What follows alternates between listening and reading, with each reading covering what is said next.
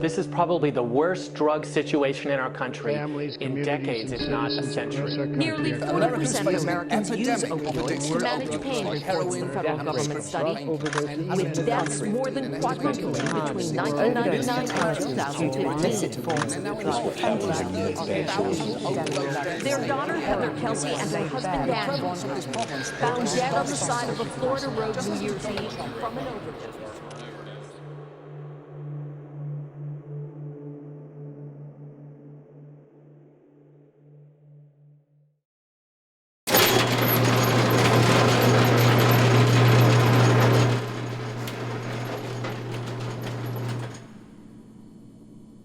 The opioid treatment program, or OTP, is one of the largest clinics within our addiction programs here at the VA Medical Center in San Francisco. The opioid treatment program and the use of medications like methadone are meant to offer treatment that reduces or eliminates the need for patients to use illicit opioids such as heroin.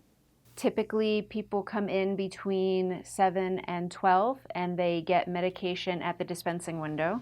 And then, on a given day, that might be it. They might attend a group. They might see their care coordinator. We're part of the VA Medical Center, so they might be getting all sorts of other care at the VA that day. What's the whole concept behind a program that offers medications that are opioids to people who are addicted to opioids? On the surface, that might seem sort of, contradictory, although it's relatively easy for someone to stop using heroin or other opioids briefly. It's very difficult to continue being abstinent because of craving that occurs in response to triggers and cues in the environment that remind us of drug use.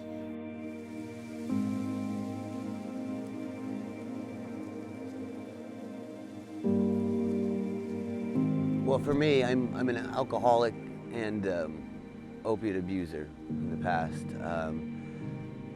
I was kind of in a rough point in my life, very depressed, etc. Using way too many, drugs, and I needed a change, and I came down to VA, and I got the help I needed.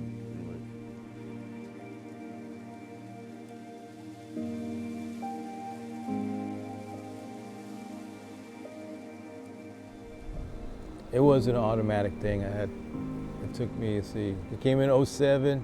I really got serious about my sobriety in 2012, St. Patrick's Day. That's my clean day.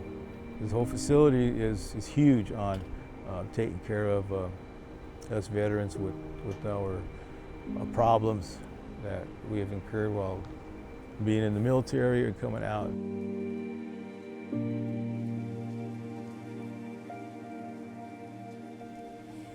I found out about the clinic actually when I was here in the hospital for something else.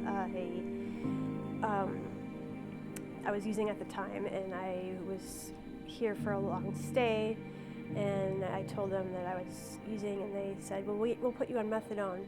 So my experience with it was probably not the conventional kind where you have to go through intake, but they put me on it right away. And I was really surprised by that because I thought, most places you'd have to go through all the red tape and everything and a lot of suffering in between. But here they really help you out a lot, and they've helped me a lot.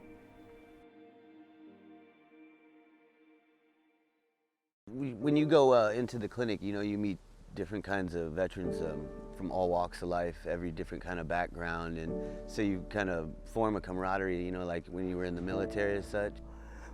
Whether we've been to Iraq or not, or deployed anywhere, it just feels like, hey, you've been in the military, you know what boot camp is like, and I could talk to you about that stuff and you can understand where I'm coming from. When I first went into treatment, it was March 20th, like 1 week before my birthday. So I went into the PICU, and they don't let you out for like 3 days.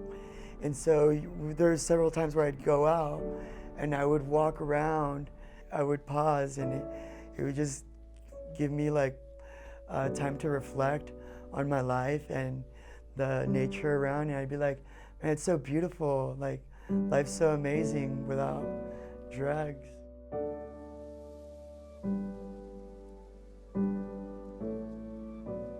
So treatment with methadone can continue for as long as it continues to be useful to the individual, meaning that that they still feel that they're getting benefit from it, that they're able to work or go to school, they're avoiding using drugs, their health is better, their relationships are better.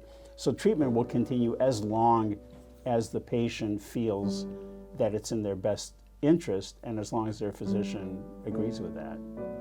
I plan to be on the treatment as long as it takes, and it's different it varies from, different people. But, I'm in it for the long haul, as long as that is, so.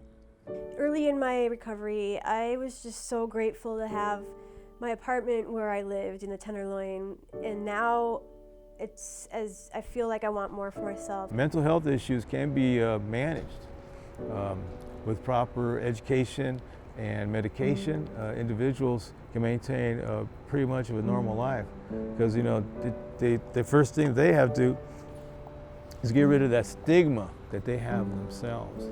I've been accepted back with my family, big time. A lot of veterans don't get that. Their family still shuns them because of their past.